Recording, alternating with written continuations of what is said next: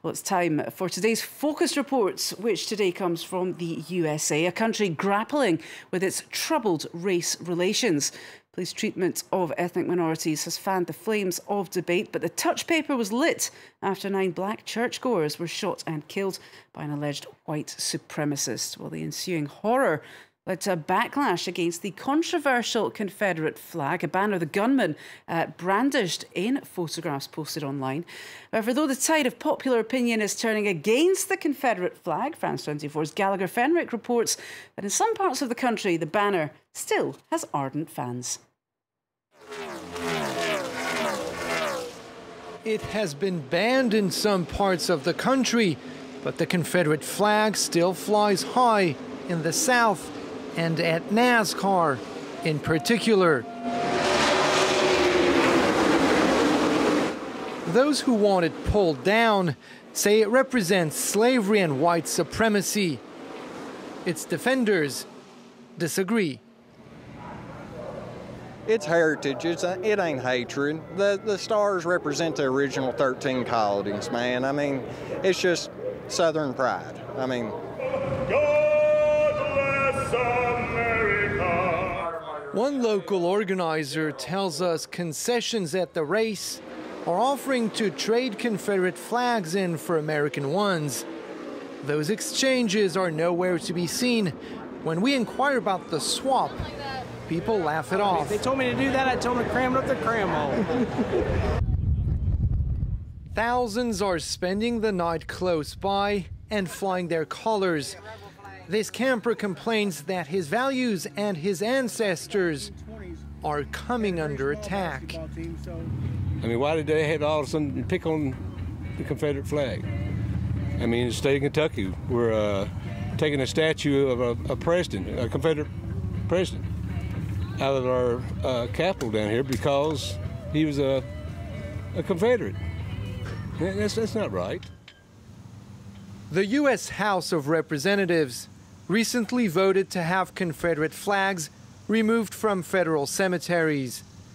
This Kentucky native explains that he often comes to play his music here in honor of those who fought for the South. Yeah, this place is really cool, dude. It's American heritage at its finest. You know what I mean? So,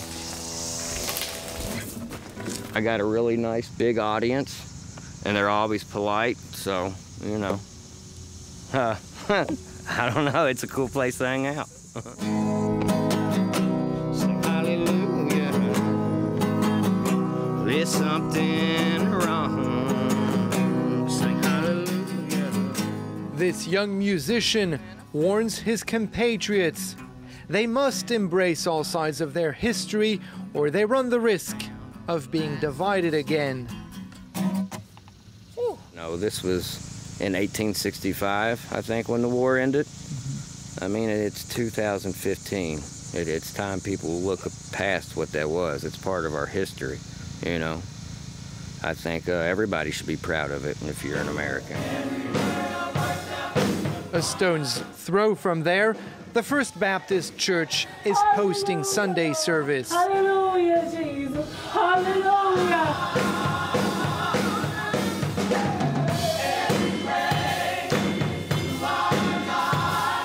In South Carolina, 9 African Americans were gunned down by a young white man in a place of worship just like this one.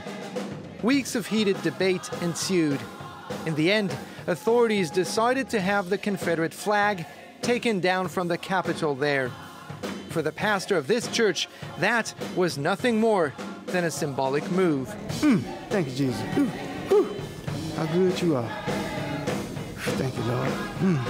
It does not modify what's in people's hearts and in their minds. Yeah, you may have taken the flag down, but if I still believe in whatever the Confederate flag stands for, you taking it down in the state capitol won't change the way I feel about it. Confederate home down.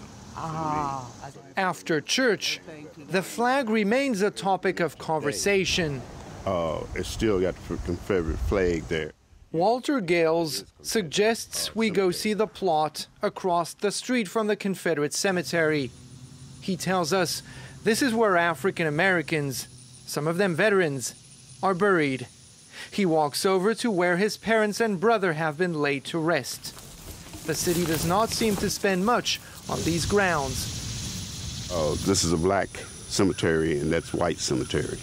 And I think that's the difference between maintaining this one and that one. Walter did not have enough money to buy headstones for the graves of his peers. A friend mows the lawn around them. Instead, he invested in a pole so he could hoist this flag in memory of those in this graveyard who served in the U.S. Army. He believes that in his country, people are still far from being equal. I don't think that it will ever, not in my lifetime, be enough done because you're always going to have that difference between certain blacks and the whites. And I feel like that there are also prejudiced black people and there are prejudiced white people. According to Walter, to this day, at this location, people are still buried on one side of the street or on the other, depending on the color of their skin.